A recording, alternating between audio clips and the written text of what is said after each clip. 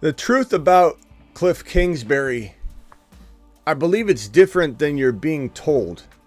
And I know a lot of people are going to be quick to judge this man, quick to rip on him, quick to suggest that Kingsbury to the Washington Commanders is a bad thing. And you might be asking, Smitty, wait a minute. Smitty, wasn't Kingsbury headed to the Raiders, Smitty? That's correct.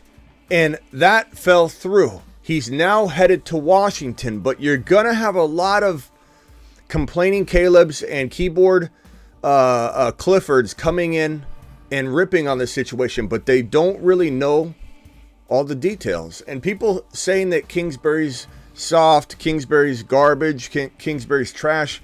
I'm about to tell you why I think those people are misled by the constant negative chatter on X, aka Twitter. It infects everything. Everybody just repeats what they hear. Regurgitation. The most negative people are the most loud people. The fan bases on the other side of the fence are going to be the ones spitting out all the negativity. But I'm gonna tell you right here, right now, this is actually a really, really good move. And there's so many moving parts to this. The Fantasy Football Show begins right now. Live from the FantasyFootballShow.com studios. It's the Fantasy Football Show. Live! Monday through Friday, 8 p.m. Eastern. Smitty is also live whenever news breaks. From the FantasyFootballShow.com news desk, here is your breaking news. A lot of people are going to be coming into this live stream suggesting that they have answers and that Kingsbury's garbage and this is an awful move. Let's first start off with the funny part, the punchline, that Kingsbury's a pull-out artist. Nobody pulls out better than Kingsbury. Kingsbury pulls out more than Michael Phelps. People say it all the time. This guy was going to go coach college football, pulls out, goes to the Arizona Cardinals. It's a common theme, right, about Kingsbury.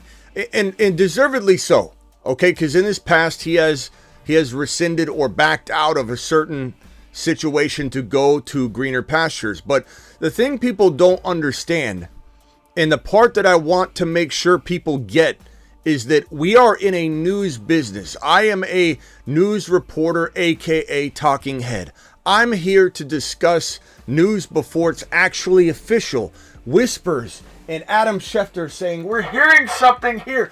I got a text over here. I got a call over here. Nothing's ever concrete and official. Think of it like, and don't worry, your boy's not going anywhere. But let's say Rumble was saying, Smitty, we want you over here. YouTube's like, Smitty, you go exclusive. We'll pay you here. ESPN says, Smitty, come to us. We got this. Let's just say in a fictitious world, that was the case. And I was closing in on something. And whispers were heard. People were heard something's in motion. But in the 11th hour, the other party came in and said, you know what? Let's end this. Let's do it now. Here's the offer. And I say, never mind. That's the best offer. And that's where I go. That's what happened here. We're reporting on Kingsbury going to the Raiders because we have inside information. Very rarely do things change course. We should have known that he's definitely the kind of guy that's going to listen to a final offer and push it to the edge. But this guy didn't do anything technically wrong by saying at the end of the day, before I sign, before I get officially committed, I'm hearing a greater offer over here. I'm going over here. Let's clear that up right now, because that's the biggest hang up. And if you hear somebody talking and focusing on that, you know not to listen to them because they're literally repeating and regurgitating what they're hearing. Okay, that's cleared and out of it. The whole notion that Kingsbury's a bad offensive coordinator, he was a horrible coach, he didn't do this, he didn't do that. Let me tell you firsthand, as a Cardinal fan, that it was not all bad. Maybe he's not the best head coach or wasn't at that time. I'm not even saying, like Raheem Morris failed as the Tampa Bay Buccaneer coach many, many years ago, is getting another shot. I'm not saying he can't at his young age, this guy's a young guy, that he can't get better and better and eventually become another fantastic head coach. I'm not saying that at all. But maybe if people would stop being closed-minded and understand this guy has been amazing as an offensive coordinator. And anybody that says he's garbage or that he wasn't good OCing, that he hasn't developed quarterbacks, doesn't know at all what they're talking about. On your screen right here are quarterbacks that this man has been coaching up and supporting over his long career, even though he's a young offensive coordinator / head coach / QB coach. Kyler Murray, 2019 through 2022. We know that. Caleb Williams, we'll talk about that in a minute. Most recently, 2023. QB coach, USC. Caleb Williams is tied to this thing in many ways because there are some thoughts that the reason he's chasing different teams, Las Vegas has been rumored to maybe be in the running to trade up and get the number 1 overall pick if the Chicago Bears are in fact sticking with Justin Fields, which no one knows because it's a mixed message coming out of Chicago. Chicago's own social media team posted a tribute video that could be taken as positive or negative for Fields returning or leaving, and no one knows what Chicago's really going to do. So this number 13 overall pick, Raiders, was expected to maybe be in some talks in terms of trade up if the Bears decide not to go Caleb. Now, you could say they're going Caleb. We understand all that, okay? But there's still a lot of chatter, and there's a lot of stuff we don't know. Even me, even you, even Schefter, even anybody. And so was some of the thinking of why Kingsbury even went to or was going to Las Vegas. Now, all of a sudden, he's going to Washington. And you got to ask yourself, this man very closely tied to Caleb Williams, this man Kliff Kingsbury, who was the QB coach at USC in 2023, this man Kingsbury who is said to be super close with Caleb.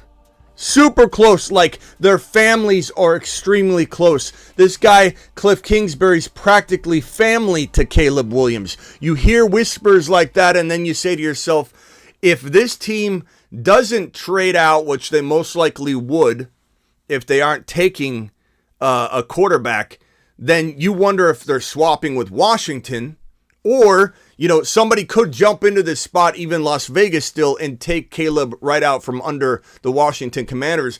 But it smells an awful lot like there's something potentially going on and brewing in terms of Caleb Williams. And even if it isn't, it's still the number 2 overall pick going to an offensive coordinator in Kliff Kingsbury, who is sitting with a defensive coordinator turned head coach, Dan Quinn, who doesn't command the offense. So it all is up to Kliff Kingsbury, who is actually, in my opinion, and I'm a Cardinal fan who watched it all unfold in Arizona, I have the right to say, even as a fan, that Kingsbury is a great offensive mind, maybe wasn't the perfect, at the time, head coach.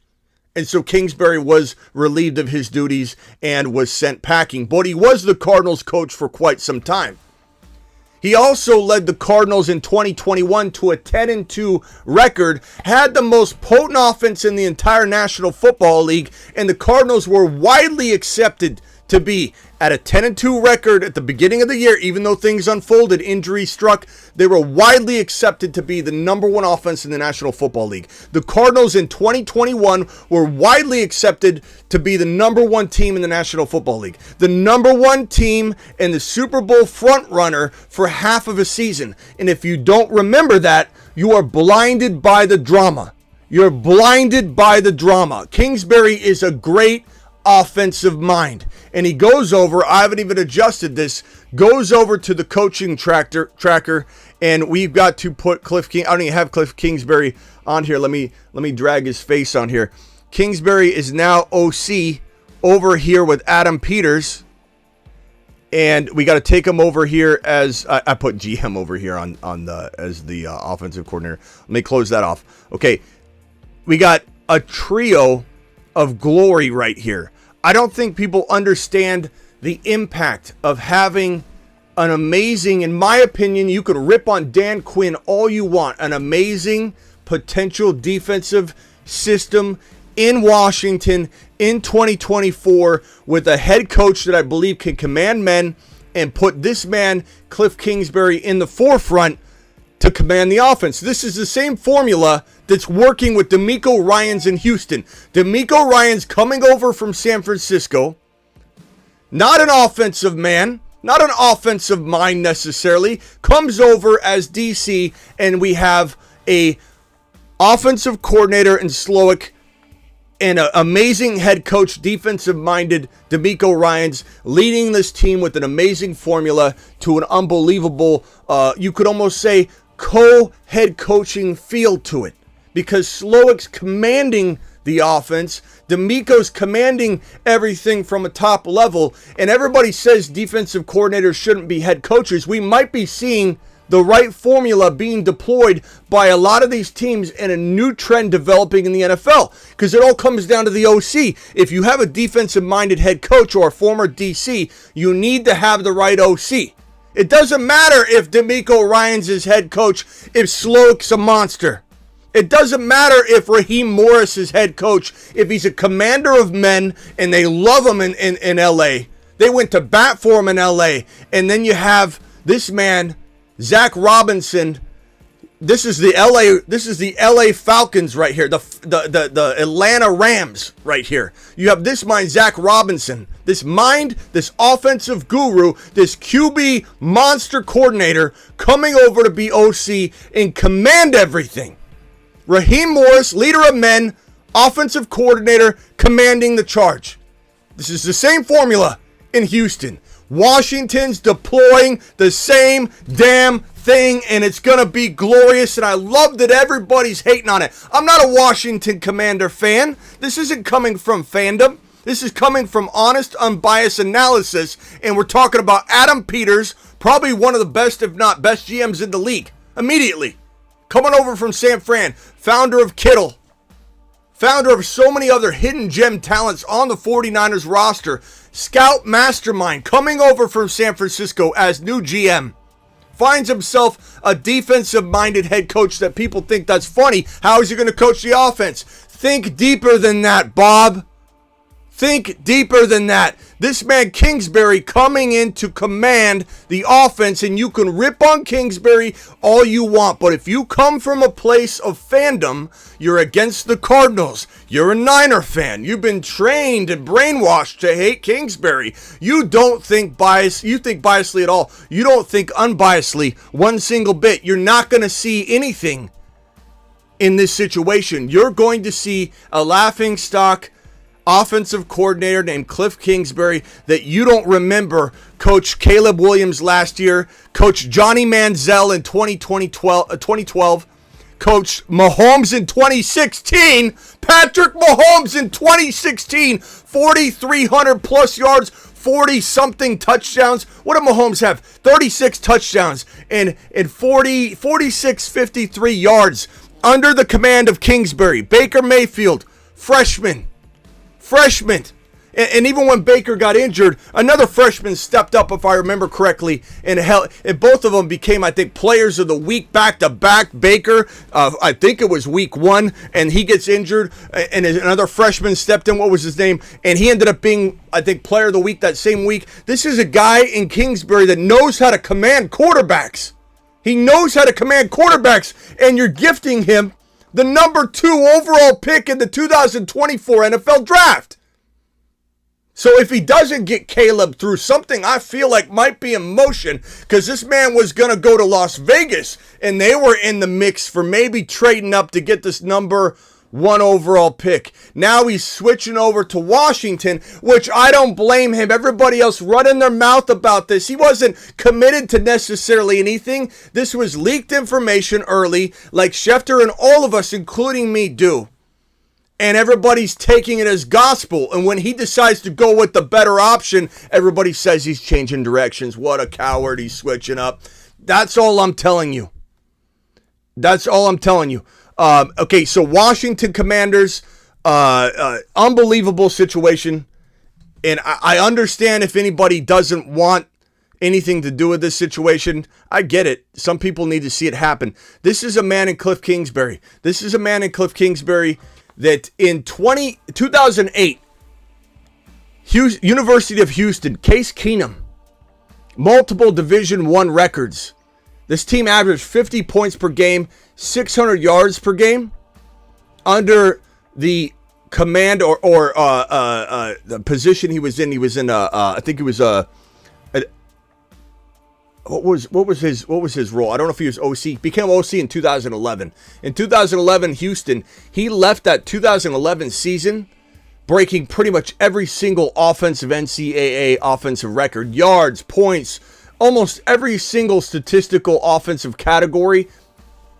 That was Houston. That was offensive coordinator.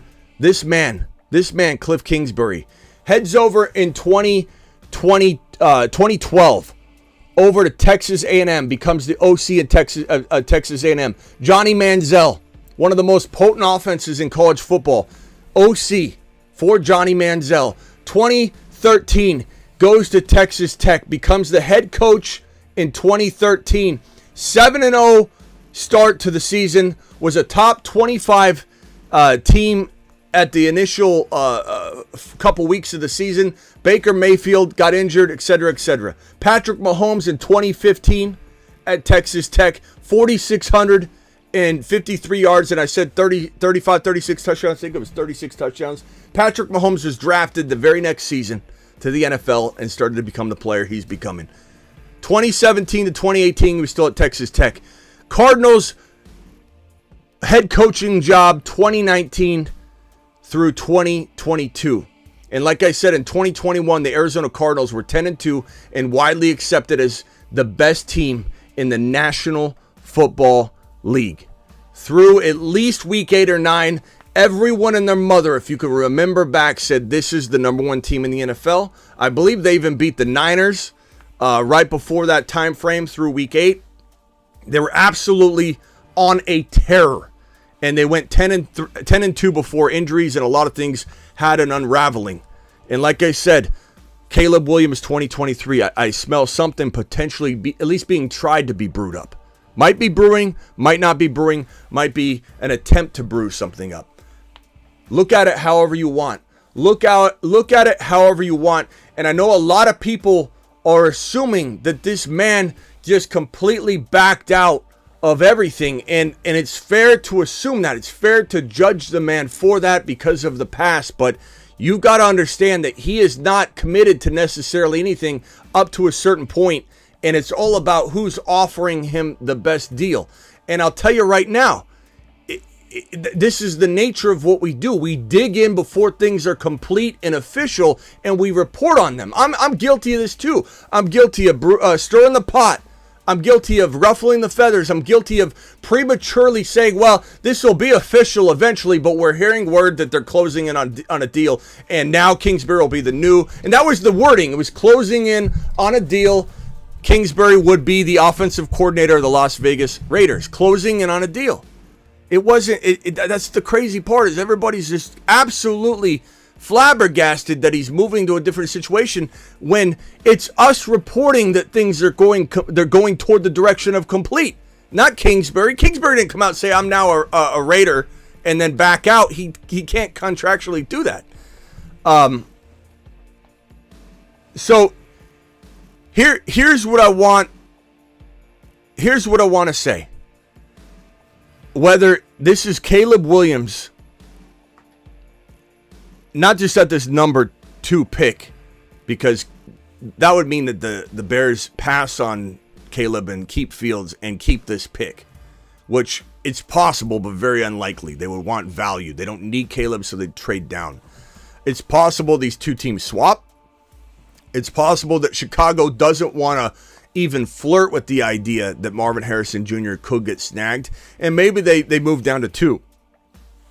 Maybe Washington gives him a king's ransom and says, look, we'll give you such a good deal to bring Caleb in that we're going to offer you something that will make you feel very comfortable about not trading down from 2. And Chicago could say, okay, we'll go ahead and draft Marvin high because we know we're getting a boatload from you to move down 1 spot. Or potentially they move down 1 spot, then move down again because they got their heart set on trying to retain and keep the idea that no one can steal Marvin Harrison Jr. away. Maybe they move down another spot. Maybe they stay at 2 and just take Marvin there high so that no one can swipe him.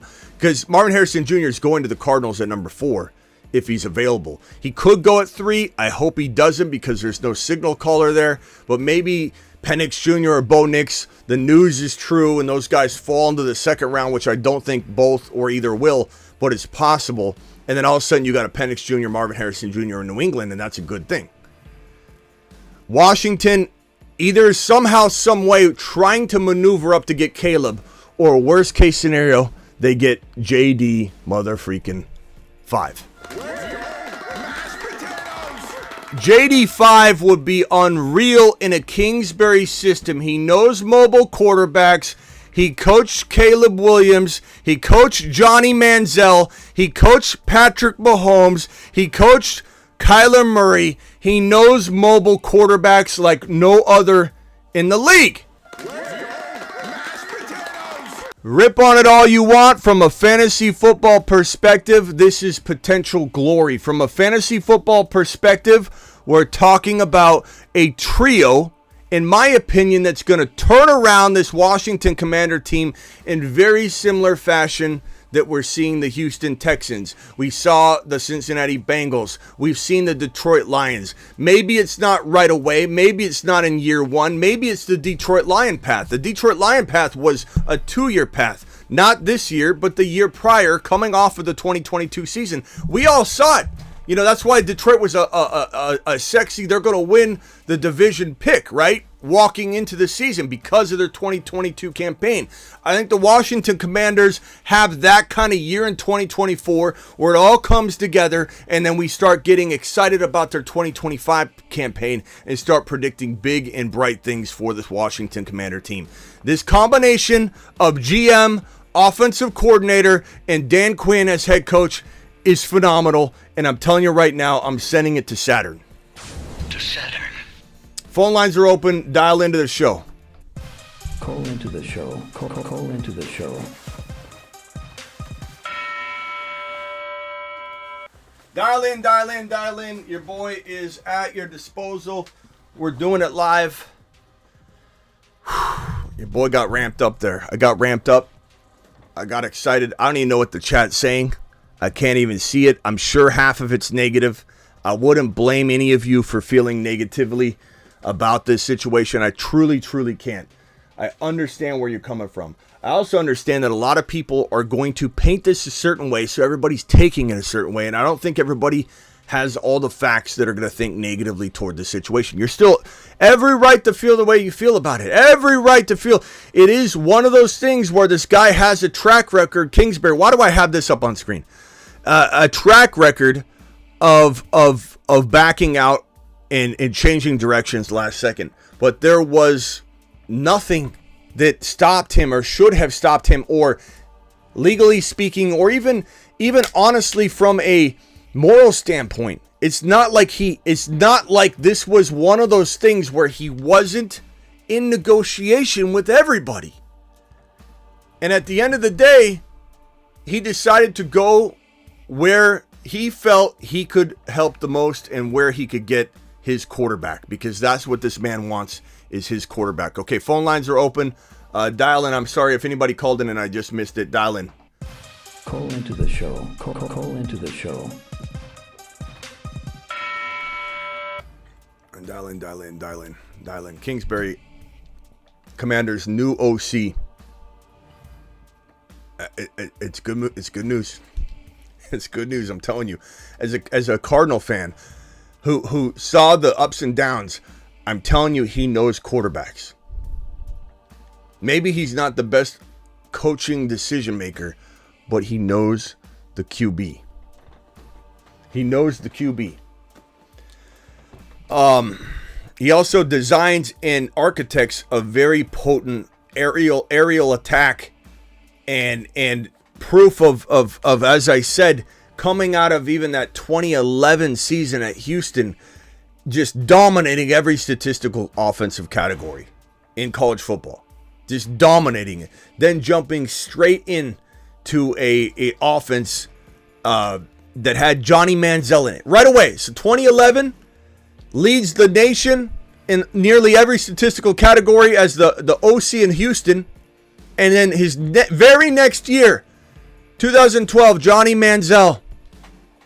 And then right after that, Patrick Mahomes. Right after that, Caleb, Cardinals, Kyler Murray, Arizona, unfolds, leaves the NFL, was coach for 4 years. Then he leaves, heads over to USC again, second stint at USC, and starts coaching Caleb Williams. Becomes like this with Caleb. Caleb loves the man. I think something might be brewing. What's up, Chris from Vegas? What is going on, my guy? What's up, Smitty? How you doing? I'm good, bro. I'm real good. So I got a question for you. If you're the Raiders, do you turn around and try to bring in Eric Bieniemy as your OC based on, how his knowledge of the Chiefs in that division? He's under contract. So I don't know how that would even work. I'm saying if he becomes available, what would you do if you were the Raiders? I think it wouldn't be a horrible move, but I don't really, to be honest with you, I feel like he did a pretty good job, considering what he was handed. And I feel like, that's why I'm very hopeful for this Washington Commander team as a whole, because they have a lot of potential right out of the box, but they're going to have so much, more to add to this team to make it filled with superstars. The way Sam Howell played, I like it. I like it. I'm very excited about what that could look like. Are there better options? Maybe. We'd have to just weigh out the candidates, but I don't think Bieniemy is going to be. We'll see. If he becomes available, maybe they would look at it. But this has got to be a huge blow to the Raiders, man. This has got to be a huge blow to the Raiders. Yeah, the vibe out here is a lot of the Raider fans, not that I am one or anything, but from what I can tell, speaking to the locals, very, very disappointed. But they kind of, piggyback on your sentiment of how he basically ran away from the situation of being with the Raiders. So that's pretty much the concern. Yeah, I'm sure they hate him now. But again, and I don't blame anybody for knee-jerk reacting or even still feeling, even after everything I said, still feeling like, you know what? I don't care. He shouldn't have backed out. But like, does anybody saying that actually know how committed he was? Does anybody know what conversation happened?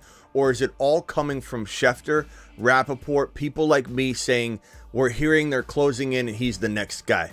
You know what I mean? Like, everybody's assuming that Kingsbury spit on his hand, shook hands, and said, I promise you in my soul, I will, it's just like he's in it. He's not, if someone's offering me a deal and somebody comes in and I haven't signed anything, that's on this team for putting me in a position where I'm not locked up yet. Like, if you want me, you've got to sign me.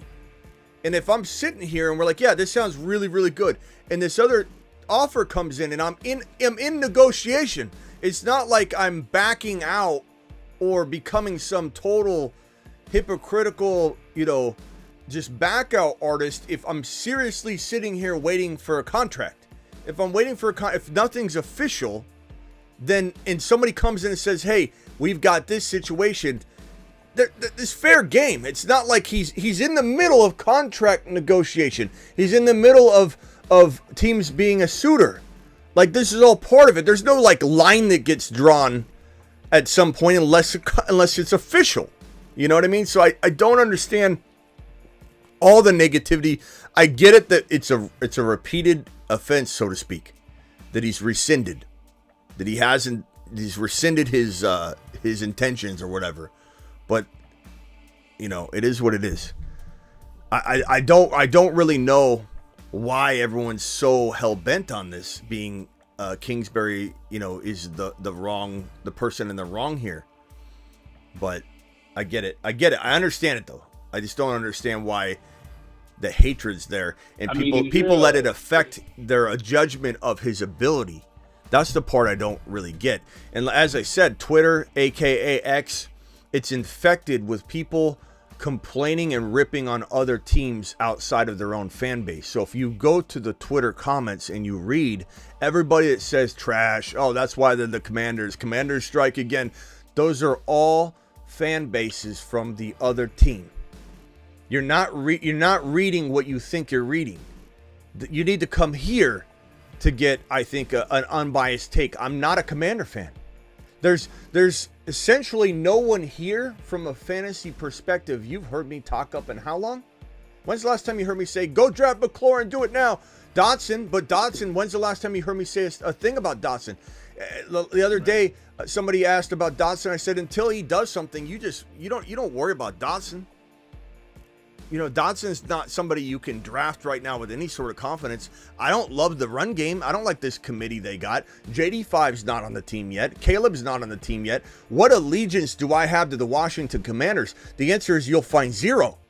I have zero allegiance to the Commanders. This is a totally unbiased take that is breaking down what I'm seeing. And maybe I'm wrong on it. Maybe I'm wrong. But I'm seeing a tree of people here that together are going to be more powerful than I think people understand. And I'm here for it. I'm here to watch it blossom. And if for anybody that says, Smitty, you're wrong on this, you're wrong, that's fine. You can have that opinion. But this is the same person that told you this was going to happen with the Bengals. And I think people are going to have foggy memories on this. But I was standing alone. Does anybody in here remember that? Can somebody speak up and be honest? Don't just try and butter me up. If anybody's in here, multiple people that saw me stand by myself, not that you weren't with me, but in terms of the industry, stood by myself and said the Bengals are going to the freaking top. And everyone said, the Bengals are the Bengals. They didn't have Jamar Chase. I told you they'd draft him. They were going to draft Penny Sewell. They got to protect Burrow. They're drafting Jamar Chase. They're drafting Jamar Chase, and they're going to be the next big turnaround team. I was standing by myself. By myself. Nobody was touting this. Nobody. Houston, we talked about that in advance, way in advance. I talked about how this GM, Caserio, was just unfolding every bad thing that was going on there and that they were going to turn this thing around very quickly. The blueprint for the Bengals, the Houston Texans had. Detroit Lions, same thing. I'm just saying, this combination, this guy can't be talked about as a bad architect of quarterback and offensive coordination. This guy is an absolute potential gem if you confine him and keep him focused. And he's not the head coach. You know, what a lot of people say about, some people are saying about Arthur Smith too. What if Arthur Smith gets to go just focus on this? I'm not trusting that because I've got PTSD. We all do to that. I'm not going near that. Mixed with it's the Steelers. Like if Arthur Smith went somewhere like Dallas and then they brought in Derrick Henry and Jerry Jones said, don't worry, Derrick Henry's getting the ball all the time, I could see everybody going, okay, maybe Arthur Smith can do this. But in Pittsburgh, no thank you. But this guy's not the head coach. This guy's the OC. When he's an OC, he's a monster. When he's a head coach, I'll be honest, when he's a head coach, it's just a mixed bag. He's very good, but he can't put it all together. He's not responsible for that. He's responsible to do the things that he did successfully with Caleb Williams, with Manziel, with Patrick Mahomes. And Kyler he had good success with, but it all unraveled and unfolded, even though there's great ups and downs, because maybe he's not ready to be a head coach. What else, Chris, you have? So, if I was a Raiders fan, here's why I would be jaded about the situation. Is you have a young quarterback that's already there that they've tried to somewhat develop, and you have the list up on the screen of the quarterbacks that Kingsbury has worked with. And from a football perspective, you've seen the offenses that he's had and what they've been able to do. So if I were a Raiders fan, I'd be more upset about that instead of him, trying to better his situation personally, whatever it may be. But just from a pure football perspective, that's what I would be upset about, because the potential that Kingsbury could have brought to that offense in Las Vegas. Yeah, of course. Even when the Las Vegas Kingsbury news broke that he was going to be the OC in Las Vegas, it was presumed, which is my whole point here. It was presumed. It was in motion. It was probably going to happen. Usually these things don't back out, Like, you could say this is the one guy we should have known. Like, when that was announced, that would have been amazingly well predicted if I said, wait a minute. Wait a minute. This guy. Wait until the ink dries on the paper. Wait till this guy's bought his home. And the return policy is no longer, available. That's when we should have known this. And that could be a funny punchline. Like, I get it. That's why I understand if anybody's upset at Kingsbury and they don't like him because of this. Is it an unlikable characteristic to have multiple back out situations? Yeah, I get it. I think it was even my boy Perps in here. It says he doesn't trust a guy that doesn't stick to his word. Like, I totally understand it. But we're not here to, at least I'm not. I know, like, Ron Navy's somebody that's so stubborn, he literally wouldn't draft Kamara because of what Kamara did in Vegas, to that. Like, and I appreciate that. And if that's the way anybody else, even if Perps feels that way about Kingsbury and just wants nothing to do with him, I appreciate the stubborn mentality. I wish I was afforded that ability, but I'm not. I'm here to help people win championships. I'm here to report on the news. I do take very, very big pride in being a news show. Not just a fantasy show, but when news breaks, I go live to try and break it down from an NFL and fantasy football perspective. But I want non-fantasy football players and owners to watch my show religiously because they get the NFL news they want and an unbiased take. Maybe it's biased to a degree. I get that, but everybody knows that I'm bringing at least my A game to try and keep it as unbiased as I can. And sometimes I'm passionate about Joe Burrow. Sometimes I'm passionate about guys we predicted huge things for.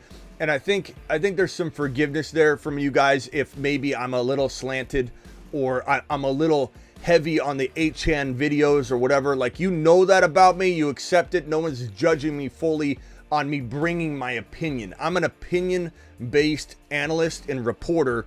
I am not going to just sit here and stick to the facts. I'm predicting things here. So it's an unbiased take mixed with my prediction. Like, it's always going to be that way. So some people are going to, I think it's going to rub some people the wrong way. Go, you're going to be wrong about this. Well, maybe I will be. But what I will tell you is from the reason I bring an unbiased take from this is that he was an Arizona Cardinal coach. He was the head coach of the Arizona Cardinals for 4 years. And quite honestly, it was not all gravy. It was not all white doves. It was not all pleasant. But I can tell you, matter of fact, he knows ball. He knows how to throw the football downfield. He knows how to develop and work with amazing quarterbacks. You see them right on your screen. This isn't even a gap. I mean, Case Keenum was the first one. This isn't exactly in order, but Case Keenum, Manziel, Baker Mayfield, Patrick Mahomes, and a couple other quarterbacks. We're talking about a couple other quarterbacks in a very long stint. He's had nothing but amazing quarterbacks. He's broken records coming out of 2011 as the OC of Houston before he stepped into his role at Texas Tech. This guy exited his final season in Houston as OC, breaking nearly every offensive college record, or breaking. Leading the NCAA in almost every statistical category. And not to mention, Case Keenum had multiple division records coming out of his 2008-2009 season, where they averaged 50 points and 600 yards a game. Like, this guy is an absolute yard machine. So what would be interesting is if you took, like, where you have those quarterbacks right there that he's coached. I wonder what the average points per game of those quarterbacks were while he was with them. Yeah. I mean, it'll be so interesting to see what happens with Caleb, bro, because Caleb, it's not just that he's Caleb's QB coach, and he's the what is he? His position is he's a senior offensive analyst, I think is what it is. Senior offensive analyst and quarterback coach. One of the quarterback coaches for Caleb Williams. And it's not just that he's that. It's been said by very many people that I trust that he is super close with Caleb and super close with the family. And it's awfully strange why he went this direction real quickly when both these teams are being talked about as teams going up to the number 1 overall pick. Like, I'm not saying anything's locked in motion. Look, the Bears can back out of any potential, behind the scenes conversation that might be, taking place. I'm not saying there's anything he just might feel like, hey, you know what? I don't know that the Raiders are going to be able to even move up. Maybe they were telling him we're going to try and go get Caleb, but if they don't, what happens? At least here he gets JD5. And I almost certainly feel like the answer is JD5. Probably not May, unless something happens during workouts, pro days, combine. Because what do all these quarterbacks have in common? Baker still can scramble, but they all run. They all run. They're all magnificent running quarterbacks. And I just see, not that May can't wiggle, but I just see JD5 fitting the bill here. Caleb and JD5 are the prototypical quarterback that I think that you're going to see Kingsbury want to attack. And Adam Peters, remember what I said? Trust Adam Peters. I know everybody was freaking out a little bit when Dan Quinn was hired as head coach, but Adam Peters knows what the hell he's doing. He's a marvel. He's a marvel when it comes to talent, scouting, decision making, and setting up and putting together the right pieces. Dan Quinn with Kingsbury is such a powerful 1-2 punch. It doesn't matter who's the head coach. Dan Quinn's not going to be in charge of the offense. So it's almost like you're putting this man as head coach without having to do any head coach duties, which is what really bogs him down. Dan Quinn can do all that. Let Dan Quinn do all that. Leader of men, take care of all that. Let this man focus on architecting one of the better offenses in the National Football League and put JD5 or Caleb or Fields in that position. Maybe they trade for Fields. Who the hell knows? Anything's possible. Fields will be the prototypical quarterback for him as well. I think no matter what, Washington is on the rise, man. It's going to be marvelous to watch. All the doubters of the Houston Texans, all the doubters of the Bengals rise, all the doubters of the Detroit Lions rise. Feels very, very much the same. Let's go to Travis Rowe real quick. Hold on one second, Chris. Hang tight right there. Just stay on the line, though. Travis, you're live. Hey, Smitty. What's up? Another point I was going to make, I don't know, maybe I missed it, but if Caleb is the way that they are going, there's a lot of questions going on, like about Caleb's maturity and is he going to be able to handle this or that. Well, having a guy like that, like you said, is almost like family to him, might be able to keep him a little more grounded and focused, So that's just another factor that could help. Excellent take. But you know what? I quietly want him to get JD5 more than Caleb. So if anybody anybody's sitting there going, Smitty, I don't think it's going to happen. What if they don't get Caleb? I hope they don't. I'll be fine if they do. I'll be very much on board the Caleb train. Caleb might be a moon man. And that is called adjust and adapt to the 100th degree, because this was somebody that told you, I don't know about Caleb, but I always reserve the right to adjust and adapt to the information that comes to us. You do not want somebody that can't do that manning the ship. And when I say the ship, I mean the fantasy football show. You don't want somebody that can't say, look, you mix that questionable, like Travis just said, character questions and issues. You give him the right offense. You trust that Peters will surround him with the right talent. He will develop. He will develop very differently in this situation than he would. Let's say he went to Tennessee. I know they've got Levis. I'm not saying that's a possibility. I'm trying to spitball a bad scenario. If Caleb goes to Tennessee, he's nothing. Not right away. It's going to be a development in progress. It's going to take a long time. It's not the same thing at all. And no offense, Reebok. Sorry, Chris. Where's your boy Reebok, by the way? Why isn't he on here? I haven't heard from him in a minute. Okay, you tell him to get. Tell him to get on here. I'd love to talk to him about this. But Chris, you're a Carolina Panther fan, right? Correct. Yes. If Caleb went to Carolina, I'd have concerns there too. And that isn't to say 2 years, 3 years from now you won't have your time to shine. You guys you're just a ways away. But if Caleb goes to Washington, love it. If JD5 goes to Washington, love it. Even if the Bears trade this pick to Las Vegas, and I could see this story unfolding, to be honest with you, the whole laughter everybody would have. Las Vegas moves up to 1, takes Caleb anyway, and this man, Kliff Kingsbury, could have had Caleb had he just stayed on staff in Las Vegas. I'm still fine with that because at the end of the day, I hope it goes Caleb. I really, let me just be honest with you guys. I don't want Fields in Chicago. I think Fields' only shot is to get the hell out of that place. I admit I take a lap on me thinking Chicago was going to be contenders for the division last year. I thought that they were going to turn things around. I don't believe in Ryan Poles. I don't believe they know what they're doing. I don't believe they have the right head coach in place. I don't think they know how to coach Justin Fields. I think they did a crappy job, and I think whoever goes there has got a little bit of a tall order to get where they need to get. And so, honestly, I'd rather Caleb go to Chicago. I'd rather have Fields go somewhere else to shine, and I want JD5 in Washington. However, if they keep Justin Fields, I still love the guy. I just don't know how much I can put him anywhere near top 5 quarterback rankings. And then if Caleb goes here, I'm fine with that too. If JD5 goes to New England, I'm fine with that too.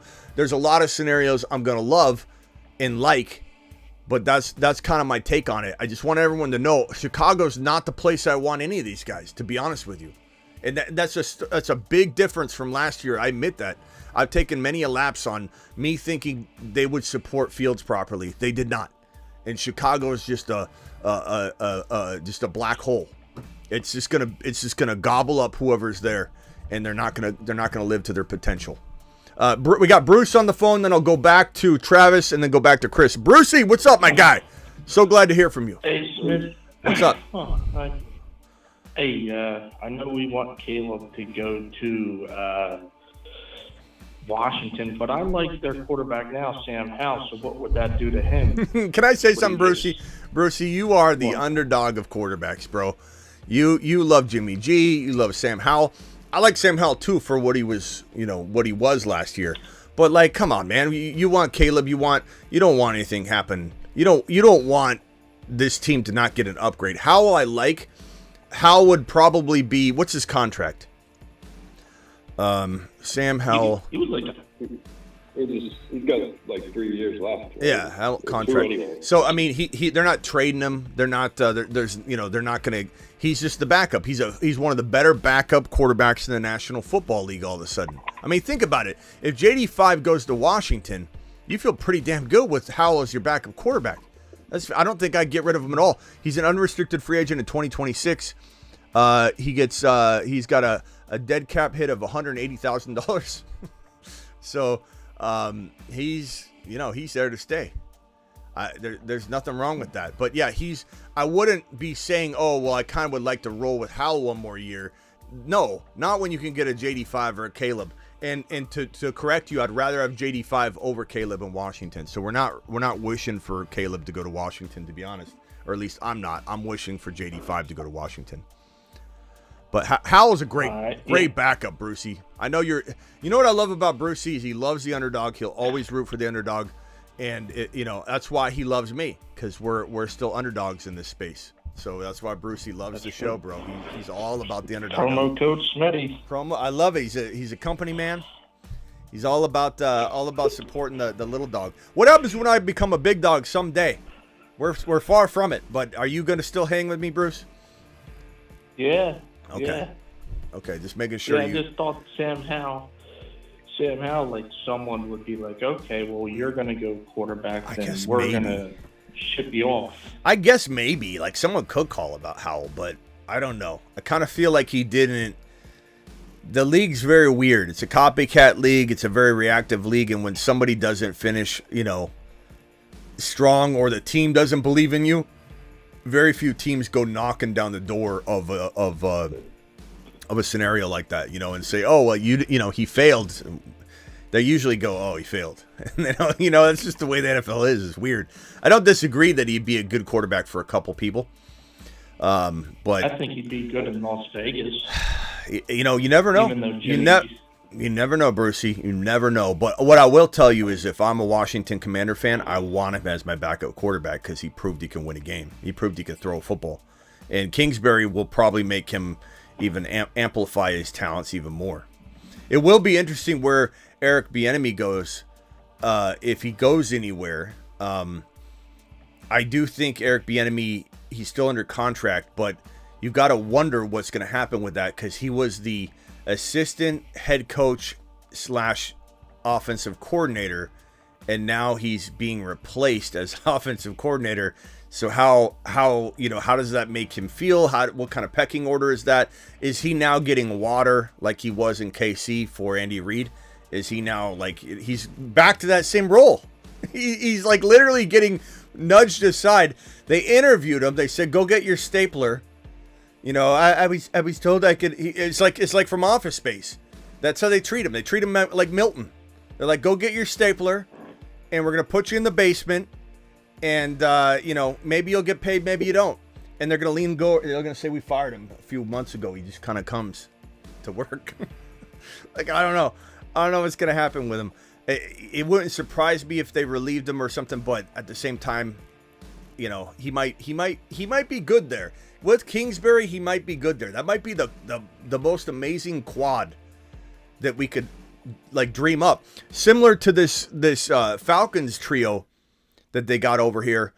It's like the whole Rams organization now over in Atlanta. It's the Atlanta Rams. It's crazy, but the combination of Raheem Morris and Zach Robinson feels so powerful. And it's the D'Amico Ryan Slowick situation. And just like I said, Dan Campbell and Ben Johnson. Dan Campbell, everybody's gonna rip on him all they want. Like anybody that says Dan Campbell's a bad coach, look what he just did. Calm down. Did he call a bad game? Did he make mistakes? Some people would say yes, some people would say, I think Bruce even said he loved that he went for it. And that he thinks I did. Yeah. So if anybody thinks Dan Campbell's not a good coach, what in the hell were you watching all year? He's a great coach. But is he the if he loses Slowick or Ben Johnson, do things fall apart? Maybe. That it's the combination. Dan Campbell and Ben Johnson together are unbelievable. D'Amico Ryans and Slowick together are unbelievable. Just like I think it's just a formula that I think a lot of people didn't like in years past. It hasn't always worked well, but it's being used as a blueprint now. And this trio right here of Adam Peters, GM, Kliff Kingsbury, and Dan Quinn could be amazing in hindsight. I think it will be. I really do. I really, really do. Travis, you got anything? Go ahead, Bruce. So if they do, how higher would the Commanders receivers go? And fantasy-wise, like how far would they jump? A lot. Like McLaurin? A lot. I'd say, obviously we're waiting on the quarterback piece to be added before we can really answer that question. If they didn't add anybody, still a bump.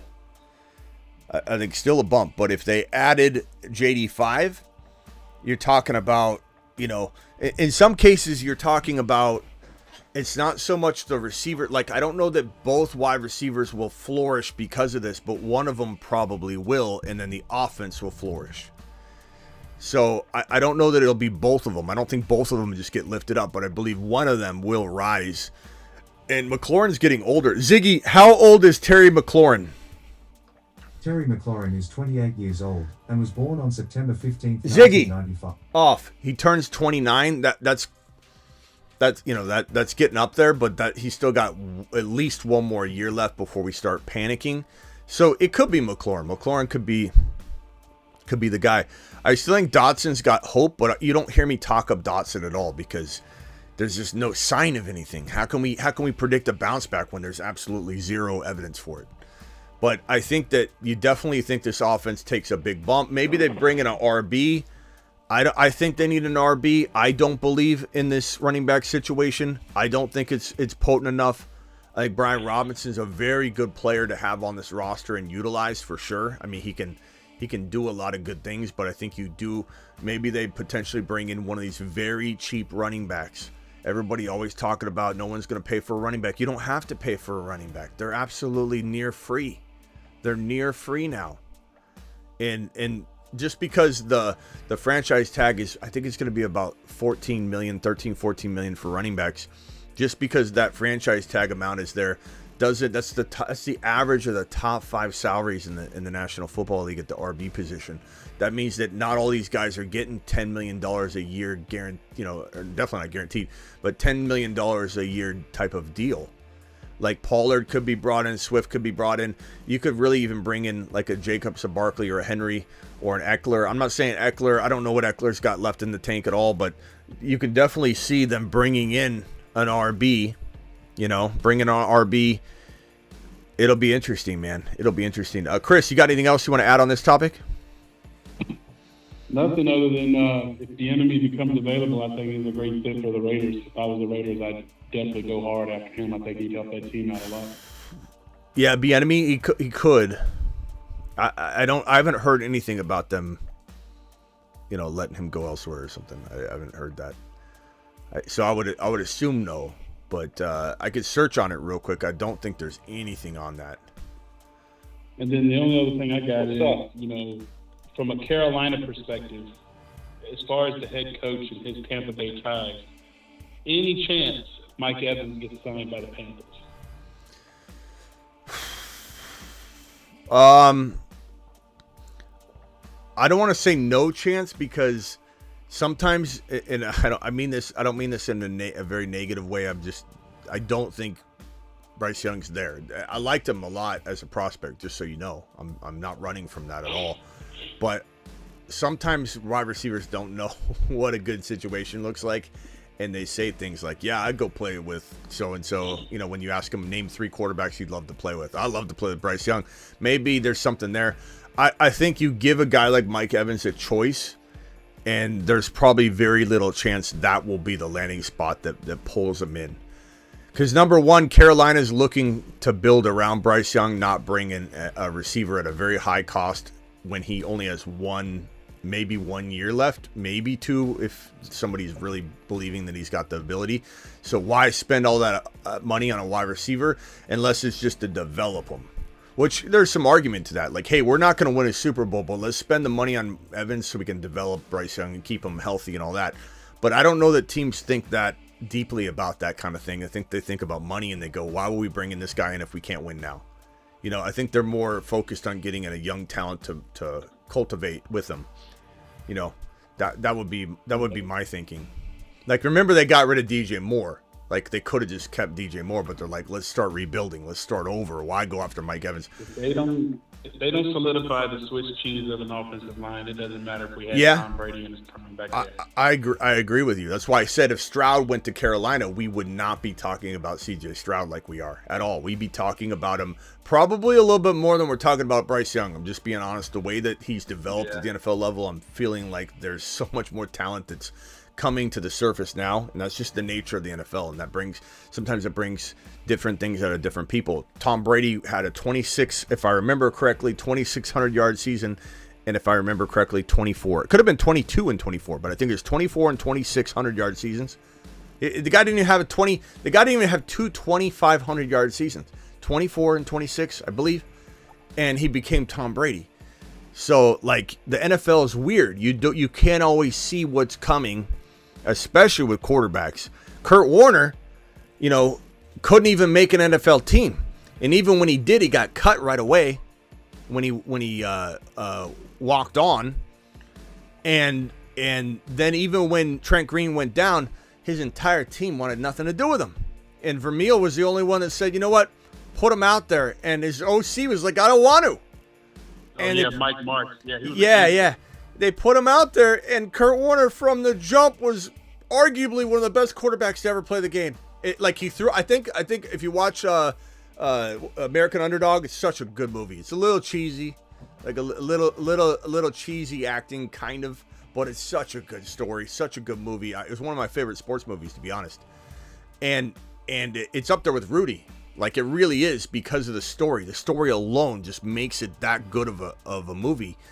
But they put Kurt Warner into the game, and he throws an INT right away. He throws an INT and then goes back onto the field the next drive and never looks back. Just becomes the best quarterback in the National Football League and creates the best offense in the National. So an interception was his first throw, I believe or second throw. And then he comes back onto the field. Everyone's like, oh my God, what do we do? What do we do trusting this man? Our whole season with this man, we could have made a trade. We could have brought someone in. And then he just goes nuts. Like, you never know what's going to happen. That's just like Peyton led the league in interceptions his rookie season, I believe. Yeah. Real quickly, hang tight. Let's go over to Perps. Perps, you're live. Thanks, Smitty. How you feeling, Perps? I'm good. You? Yeah. What are you thinking on this situation? I know at first I read your comment. I saw it in there. You said you didn't trust the guy that backed out. And again, you totally are allowed to have whatever thought you want. This is not only a free country, but we speak our mind on this show. No problem at all. But do you feel any differently at all? Do you still feel like you don't trust the man? What do you think happens? Can you, or are you willing to separate that feeling from what could be unfolding there in a good way, or do you just see this as a total negative? No, I agree wholeheartedly. I mean, at the end of the day, everyone, me, you, everyone included, comments are comments. It don't matter. We can have our own opinions. But I was under the impression that he had already verbally handshake deal, said he was going to the Raiders, and it was a done deal. And then he totally backed out after the agreement, whether it was a better deal that came along or whatever. And when it comes to life, those are just shady people. I don't trust people like that. Yeah, I can understand that. I can understand it. But with that being said, I don't know the 100% ins and outs of this deal. So does it change my opinion on him? And is he a bad guy? Is he this or that? No, because I don't know the whole truth. I'm just speaking merely on the minimal facts or information I have.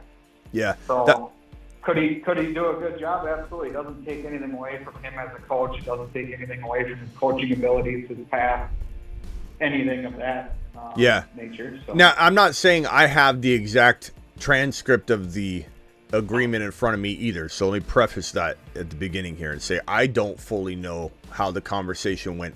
But do you know? Like, did you hear how it all really went down with the Raiders? Do you have any evidence? And the answer is no. I don't either.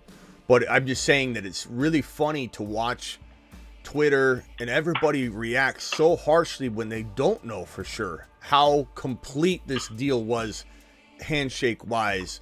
Did he pick up, did he pick up the owner's kids and hold them and take photos and absolutely commit fully, spit on his hand, shake? Like, we have no idea how the thing unfolded.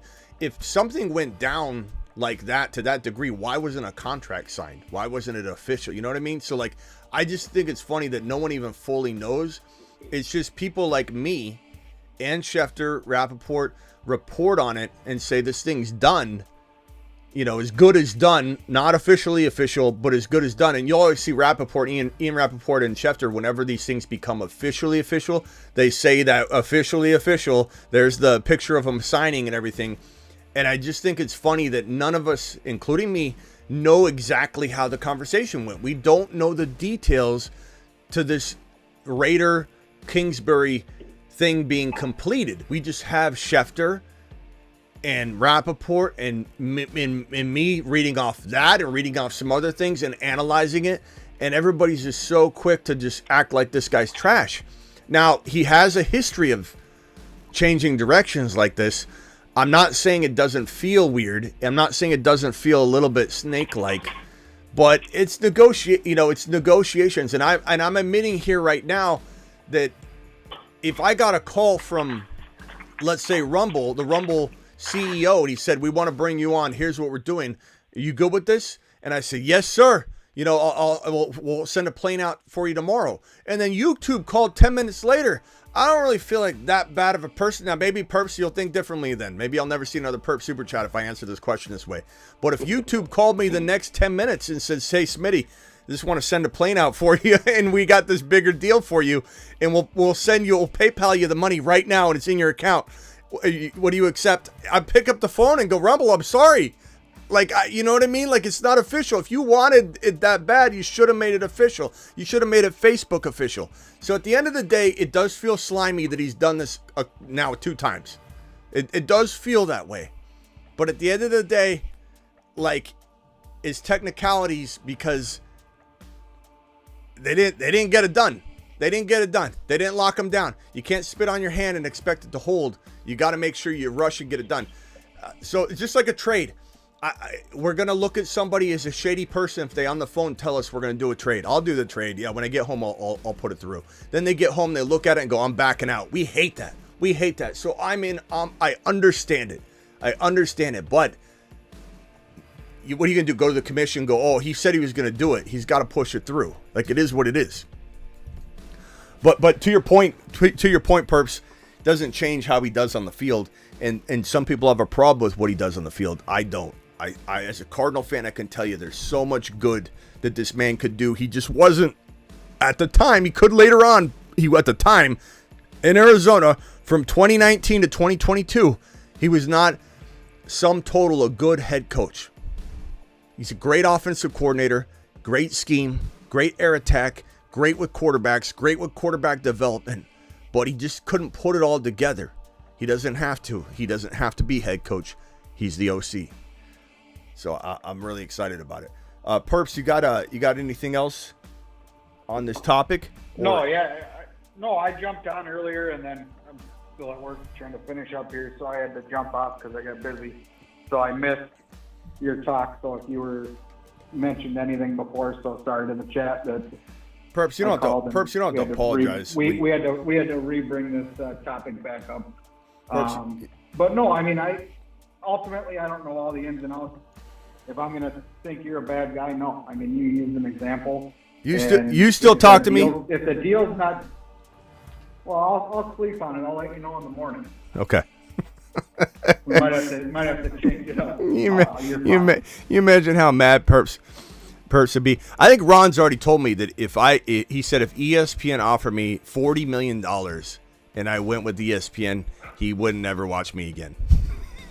And I'm like, come on, Ron. Come on, Ron. I was like, what was it about 2 months ago? Ron accused me of burying bodies. Yeah, something like that. I mean, yeah. But I mean, like, you make $40 million and you go into that, you not could. Worried about Ron. I think he said he'd be happy for me. He'd be happy for me. But if anybody here thinks that Pat McAfee, look, everyone could say he sold out all he wants, but he's getting paid like $40 million a year. I'd go do it for a couple of years, come back and run the same ship. You know what I mean? Like, everybody could put pause on it for a minute. Let Smitty go make $40 million and come back. I just people are so quick to judge everybody else. It's so funny. So in your example, though, real quick, I mean, ultimately, if you and I were in that situation and you and I had however many hours, whatever, chat over making a deal, and we came to a gentleman's agreement that you're going to come work for me or I'm going to come work for you, whatever, and then 10 minutes later you get a better offer and a call back. It's shady. You know. It's shady. Well, it's shady, but it's understandable because it's within the realm of time. Where this Kingsbury news came out over 24 hours ago, and then many hours after, then it comes out that he's pulling out. Now, again, we don't know until it's done, the though. Truth, the ins and outs. Yeah, we don't know all the stuff. Yeah. And so, I mean, if you called me 10 minutes later and said, "Hey, I got a better offer. Are you going to match it, or are you letting me go?" Then that's an agreement we made where I'm like, nope. Yeah. No, I just want everybody to put themselves in the position of you're looking out for your family. You're looking out for the best interest of you. And you're not doing anything technically shady. It just feels a little dirty, especially if you've done it before. But at the same time, as I've been saying and as you just said right there, we don't know the ins and outs of the conversation. Why wasn't it official? You know, and that's on the Raiders for having this conversation, this official conversation, without actually making it official. Now, there could be some ins and outs to that we don't know about, some waiting period or something we don't have any clue on. in like a time frame of something. I mean, there could be something, but all I'm saying is he did it within the confines of this rule, or of the rules, the confines of the rules, contracts, and negotiation. And there's nothing wrong with coming in and saying, you know what, like you said, Perps, I got this bigger offer. I got to take it for my family. I'm sorry. And you'd probably be pissed off, but you could understand it because it's still in the middle of negotiation until it's officially official. Even if you say, yeah, I like that, we'll come in. It's like a car dealer. Car dealer can say, okay, if they bring that blank piece of paper and they say $412 a month. Okay, yes, sign that. And then they you say, I'm not signing anything. But if you go to your guy and you tell him $412 a month, tell him it's done. He goes over and you get on the phone with the missus and she's like, we're not doing that 412 months. Let's just say that's how it went. And you're like, oh, okay.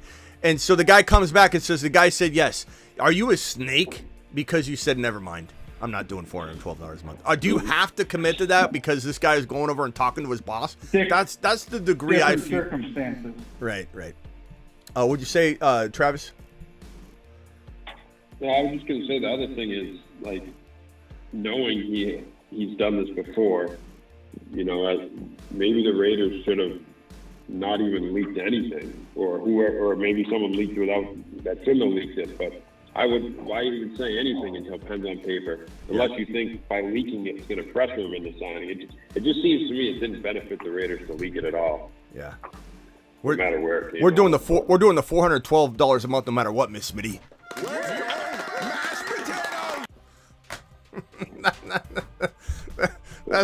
That's how we operate. Anyway. I agree. I mean, at the end of the day, when the rules, whether he followed the rules or not, it's here nor there. Gentleman's agreement is a gentleman's agreement. I hear you. You get your name one time in your life, and when you shit on your own name, it's a lot harder to get it back. Did you hear there was a gentleman's agreement, though? Yeah, that's the part I was saying earlier. Is we don't even know. Everybody's assuming. No. Yeah, everyone's just assuming. And Perps is answering it within the confines of assuming that's correct.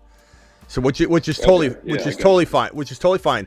But I think he's already admitted, and everybody here I think should admit that we don't know. Nobody knows. I don't even know. You don't know. Nobody knows to what extent this thing got. It was Adam Schefter saying they're closing in on an agreement. The new offensive coordinator of the Las Vegas Raiders will be Kingsbury. And that's all we know. That's the extent of what we know. We don't know to what degree. What did he promise his dying grandmother?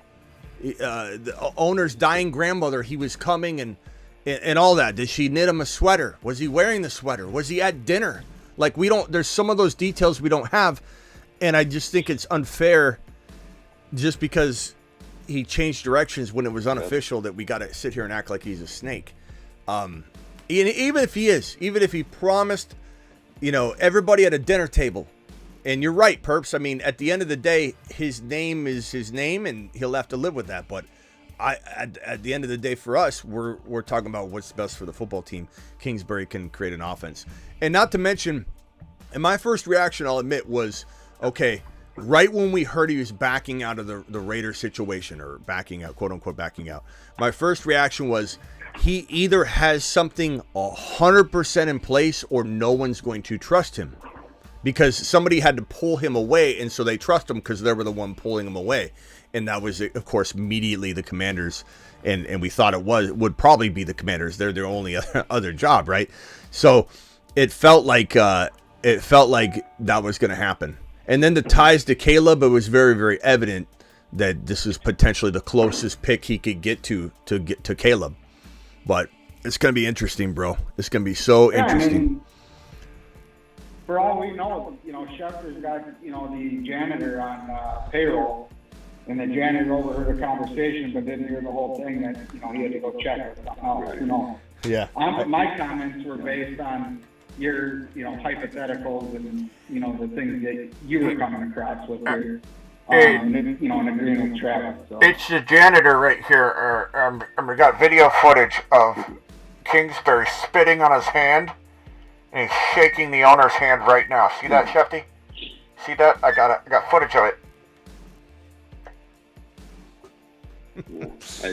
I agree with you, Purps. Close to the team. Yeah, so, it's like the homeless guy out back in the stadium or something. Yeah. But man, I'll tell you what. I mean, you look at this list of quarterbacks, Purps. You know, Caleb last year. Now, granted, he didn't develop Caleb fully. But he played with them he coached with them last year. Got really close to him. He treats him like family, according to reports. Coaching Manziel in 2012, and everyone can say Manziel failed at the NFL, but if you don't know college football, this is one of the best college football quarterbacks of all time. Like, it doesn't matter what he did at the NFL. Doesn't matter if he failed out. Johnny Football was absolutely unreal. Patrick Mahomes, Baker Mayfield, I believe it's a walk-on freshman. Kyler Murray in the pros. I mean, this is a gauntlet of quarterbacks. And his first quarterback, Case Keenum, was no joke in college. I know he's also a joke, as an NFL quarterback, whatever. But that guy broke several Division I records. And like I said, him coming out of his first team, Houston, as OC in 2011, he was atop almost every single statistical category in NCAA football offensively. Kingsbury's offense. It was yardage, scoring, just about every single offensive category was led by Houston. And that was his final year at Houston in 2011. This guy's a offense machine. He's an architect of potent offenses and aerial attacks. It's so funny how, and the other thing you got to understand is, again, anybody speaking negatively to this has an agenda, even if the agenda is very, very, focused and silly. Like, I'm a fan of the Niners, or I'm a fan of I know my boy Raj and C-Mac and Vlad, they think he's trash. They think Kingsbury's the biggest bag of trash on the face of the earth. And they'll never think differently. The entire Niner fan base thinks that way. Why? Because the people at the top, the fan pages at the top, the talking heads at the top that talk about, oh, we're going to crush the Niners, Kingsbury's going to fold, Hurts is garbage, Hurts, we figured Hurts out. These fan bases, they hate these players. They hate these coaches. Sirianni's the worst coach in the world to a Niner fan base. Jalen Hurts got figured out by a Niner fan base. The Seattle Seahawks fan base hates this. This fan base hates that. It's all driven by competition. So you got to be careful what you're reading and what you're absorbing. And you have to know that it's going to come from a different angle and perspective from every different group of people that are talking about it.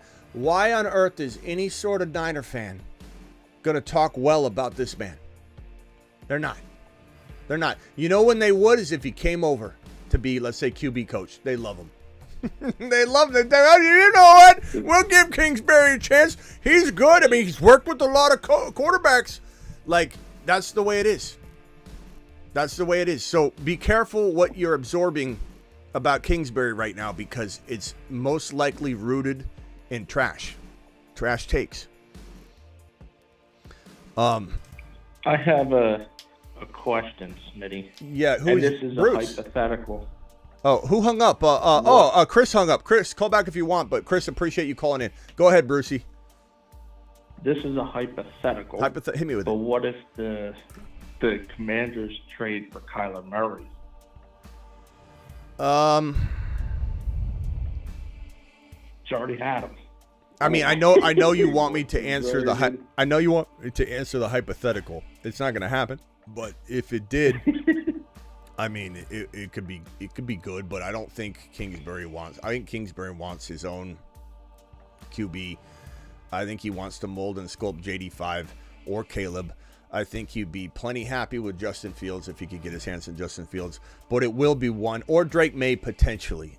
It's not to say he wouldn't potentially want Drake May. Maybe Drake May's the second best choice. Maybe JD5 has a bad, pro day or something, and so May could climb up. But JD5 fits the bill for this gauntlet of quarterback right here. This list of quarterback. JD5 is the perfect player for Kingsbury, as is Caleb to a degree. They're both running quarterbacks.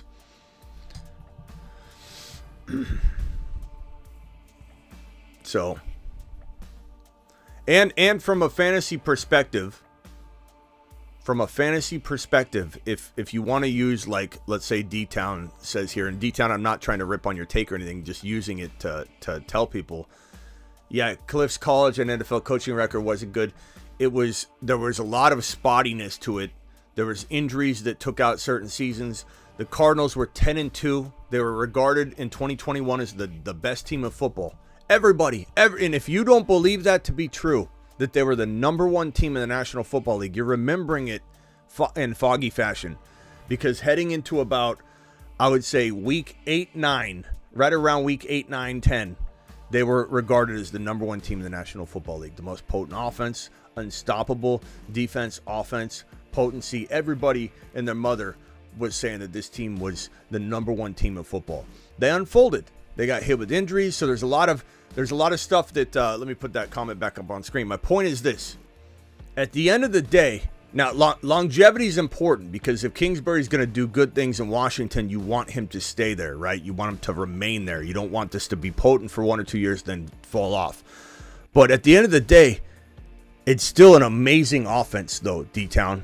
Even if it takes them a year or two to get to a point where this team's like playoff capable, let's just say if that's the case, it's still going to be a potent offense. So from a fantasy perspective, this is almost irrelevant until the point where his job's at stake because they don't have a winning record or something like that. But keep in mind, he's OC. He's OC. He's not head coach. And on top of that, he's never had Adam Peters pulling strings for him to get him the best talent he could possibly get him. And Washington's got a nice foundation, to be honest, man. They got a lot of good foundation for an Adam Peters to build upon. And I really think we're about a year to a year and a half away from seeing what the Houston Texans did in their turnaround, what the Bengals did the year they turned it around, and what the Lions did the year they turned it around. I think we're at a 1 to 2 year turnaround. JD5 to Atlanta would be ideal, but I don't think he falls that far. Of course, we'd love that. Atlanta would be the best landing spot probably for JD5. Washington would be fantastic for JD5. Minnesota would probably be the second or first best, actually. JD5 to JJ, that would be unbelievable. But he's not. He's probably going in the top 3. So Atlanta has to trade up. If Atlanta's aggressive, they could trade up, but Atlanta won't sniff JD5 at the number 8 overall pick. So it's a pipe dream unless they trade up.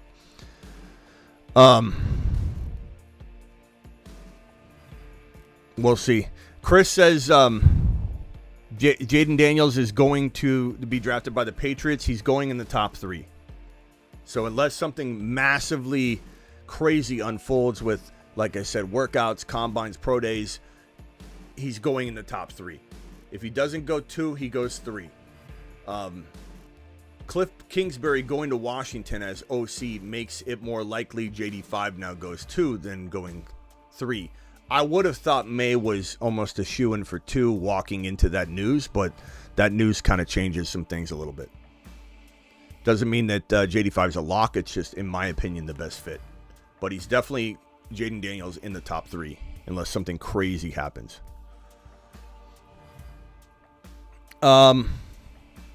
Anything else, boys? I'm going to jump off right now. We'll be back to probably do a draft show later tonight. We'll be probably back to do a Rumble show and a Dynasty if I can make it all work. Yeah, just in the chat, I told Jeffrey McGrath that I'd ask you the question for him. He could keep AR5 in the 7th round or Kyler in the 16th round. Which one do you like?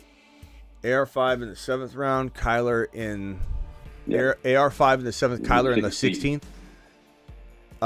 Yeah. Probably AR5, because at some point you can't just say, oh, well, that's better, like, value on paper. It's kind of like, okay, well, who are you getting in the 7th round anyway?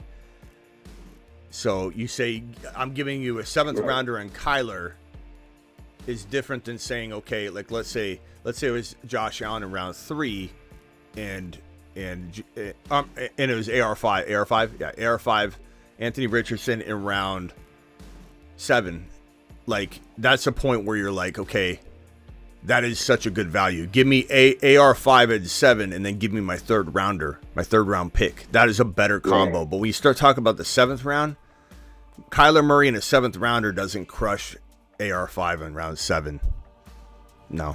Right. Take AR5. I figured that's what you said. Yeah. Told them I'd ask for a certain degree, you got to say, what am I left with? These 2 players versus 1, but the 7th round is not a, especially when you're talking about like keepers and such. Who the hell knows? All right, bro. Appreciate it, Travis. Thank you, Bruce and Perps. You got anything else? Did you? Yep. All right, later. What'd you say, Travis? Perps? What did you say? Are we doing a Dynasty or drafting tonight? Or I'm going to try and do all of it. We'll see what I get done. But Rumble, we're don't forget to subscribe. The link's in the description of the video, rumble.com/The Fantasy Football Show. You're watching youtube.com/The Fantasy Football Show. Don't forget to subscribe to the Dynasty channel, also in the description. I'm going to try to go on all 3 tonight. If I was to pass on one, it might be this main channel, maybe not, so I could get a Dynasty and Rumble show up. But I'm going to try and do all 3. All right.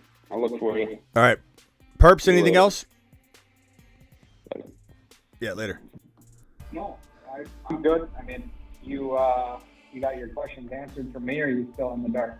No, I just wanted to get a genuine, anti-Kingsbury response. I didn't want to persuade you or anything. I just wanted to hear what everybody was thinking, because no one's wrong for feeling like this is feeling a little like snake oil just because he's done it before. So I get it. But at the end of the day, I'm not here to. That's why, like, I'd come in and I'd say, Alvin Kamara was on planet Uranus. We put him on planet Uranus. He's always on that list wearing a crown. He was like the king of planet Uranus, but we still drafted the hell out of him.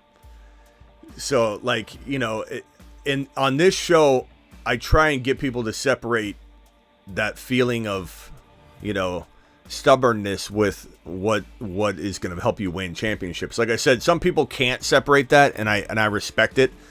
Sometimes I wish I could afford to do that, but I can't because of my job. This is what I do. I'm not here to tell people to be stubborn against, Kamara because he did what he did.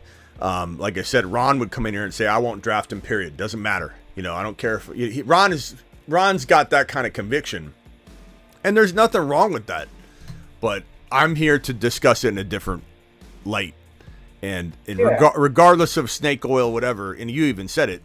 That doesn't change what he could do for this offense. And while, like I said, any negatives, if you hear a lot of negative chatter, whether it's even in this live chat, just be careful, because it's rooted in fandom.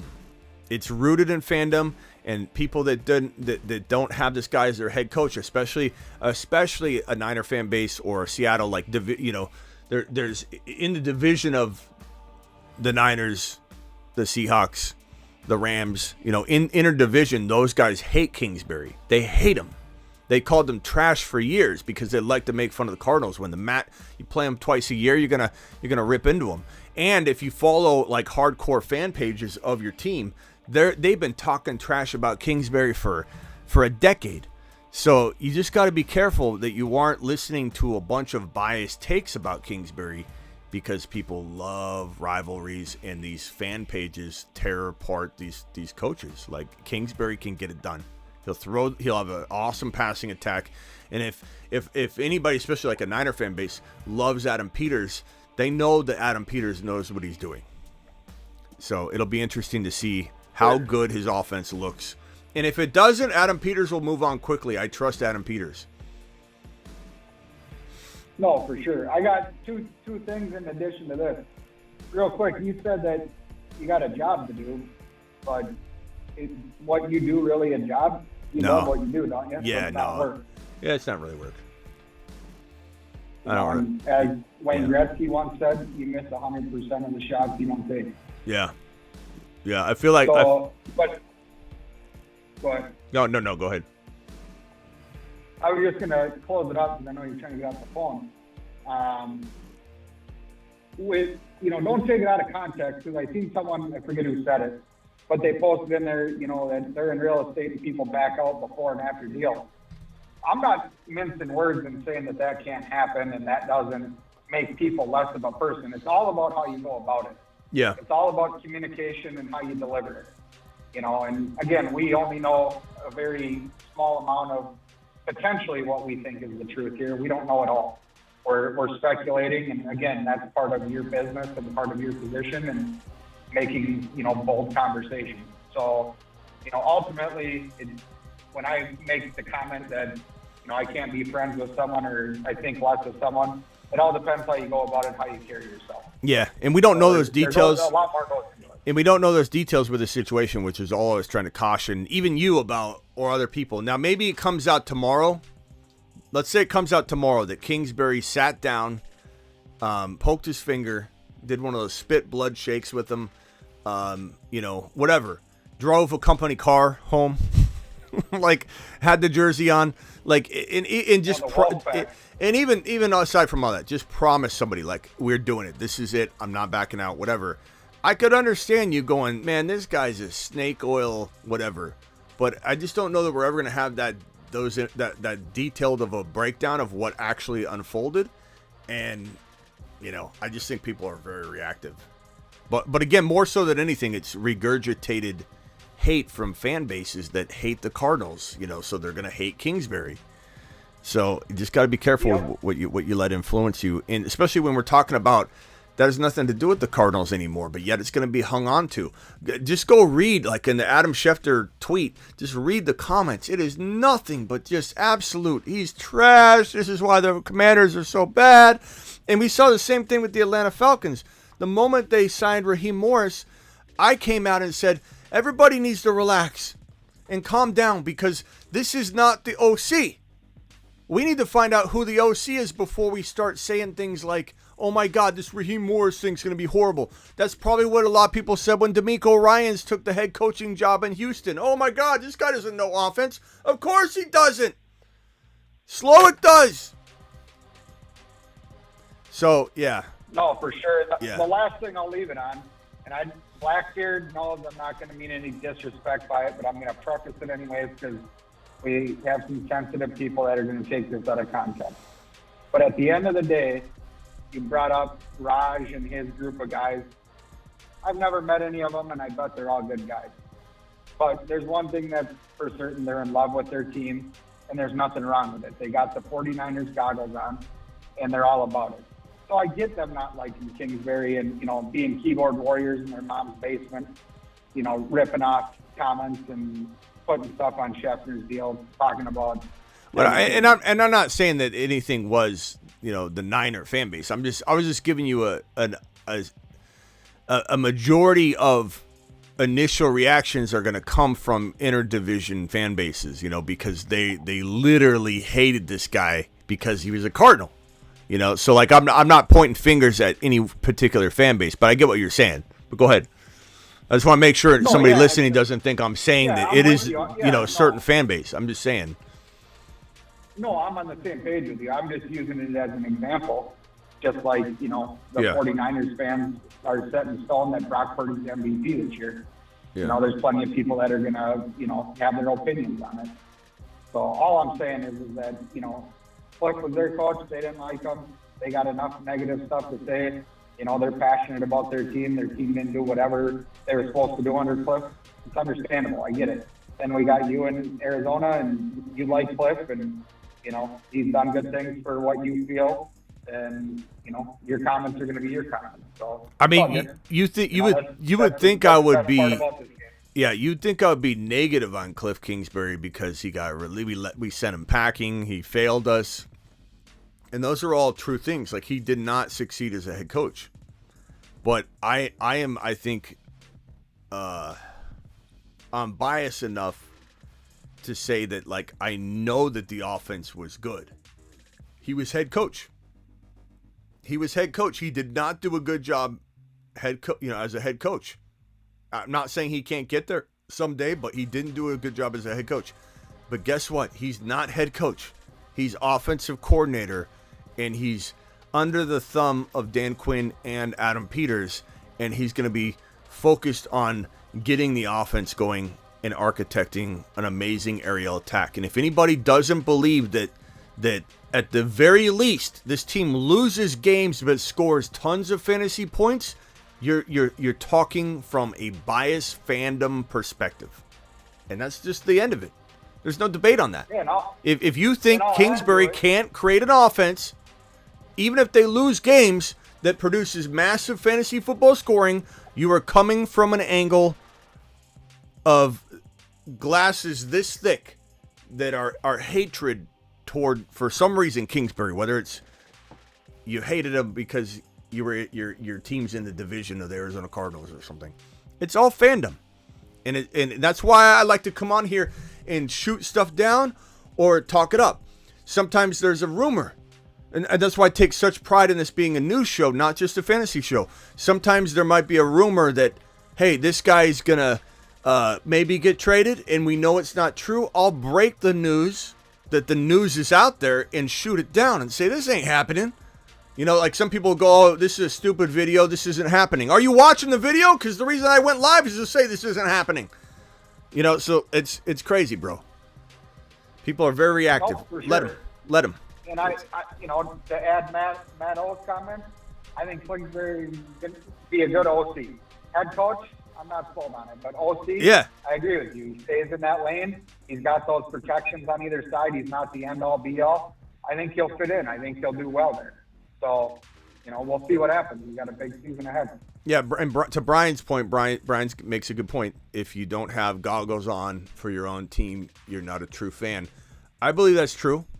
But I do believe when you walk into a fantasy football environment, you got to be able to separate yourself from that, Brian, or you'll never win consistently in fantasy football on a high level. If you're going to allow it to completely infect everything, then you're going to have a problem assessing certain situations properly. I'm not saying you specifically, but if someone's in here and unable to learn that, that's something you should learn to do from a fantasy football owner perspective. That's why on my thefantasyfootballshow.com, I have not only the articles, not only the trade calculator, not only the bold predictions, but the video courses that 100% teach you some of this stuff, because people need to know how to separate all that stuff, the bias, and people also need to turn their weaknesses into strengths. And I think a lot of people have a weakness for allowing things to infect their fantasy football thinking because there's NFL implications to it. So that's all I would say on that.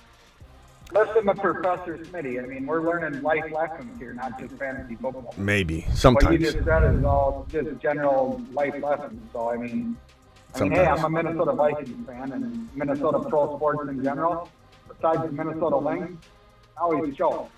Never make it to the final, can never get it done. Never close the door. I'm telling you, as a Minnesota Viking fan, Perps, I think, as I said, JD5 to Atlanta would be amazing, but JD5 to Minnesota would be amazing too, if that somehow, some way could work. I have a feeling right now JD5 is not on as many radars as he will soon be, and for that reason, you won't hear a lot of chatter about somebody trading up for JD5. I think if we knew for certain that Caleb was going to the Bears, like if that became relatively known, like all of a sudden news broke that Fields is in, there's talks and trade talks for Fields, whatever, once that ever hits news wires, then I think people will start settling on, hey, who do we want now? And this Washington pick is going to be most likely not traded unless it's traded up, because I think you have Adam Peters and you have Kliff Kingsbury, two offensive-minded, two amazing minds in terms of offensive scheming and or talent gathering and then scheming and architecting together, saying let's get our guy. And I don't think they mess around with trading down. I think they keep it. But you might see a team like Minnesota try and get in the mix. And let's say May does get ranked as the second quarterback. I won't be surprised if Minnesota, now New England needs a QB, but I won't be surprised if Minnesota, let's say Kirk Cousins wants to sign with the New England Patriots. Okay, so they don't need the pick anymore. I would love to see the Minnesota Vikings trade into this 3 or trade into the Giants 6 because they can't really take a quarterback, and you see Jaden Daniels fall here. Now, there is a world where it goes Caleb, Drake May, And if let's say Kirk Cousins or somebody signed with New England and they didn't need this pick on a QB, that's the only world where the Cardinals pass, the Chargers pass, the Giants probably pass because they've got like 69 dead cap dollars tied to Danny Dimes. Levis is probably the Tennessee Titans guy for 1 year at least. That's when JD5 could fall to 8 and it'd be crazy. But that's the only chance we have. I think JD5 goes 3 or he goes 2. He's just going to look too good. There's no way, in my opinion, this guy doesn't climb everybody's board fast. All right, I'll see you on the next show, Perps. We're going to be live a couple times today. Thanks, Smitty. See you. All right, later, bro. Perps to the moon. All right, guys, I'll see you all later. Lions goggles are on, D-Town. I don't blame you. And I went to bat and defended your Campbell head coach. People are ripping on him too much. Did he coach a bad game? Yeah. Is he a great coach? Absolutely. Is Ben Johnson staying glory? Absolutely. You got a potential repeat, situation going on. The only thing you got to decide is, can you upgrade your QB? You don't have to. Will you win it all without doing that? I don't think you will, but do I think you could be a final 6 team again? Sure could be. Can you win it all? No. Can you win it all with Hendon Hooker? We don't know. We don't really know. I liked him a lot, but we have no idea what he's going to look like. Appreciate you all. See you tonight.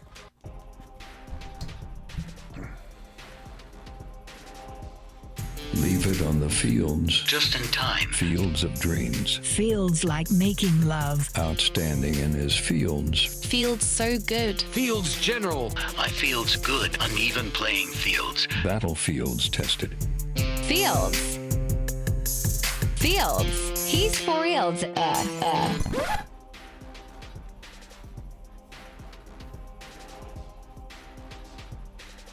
See you all tonight. Appreciate you.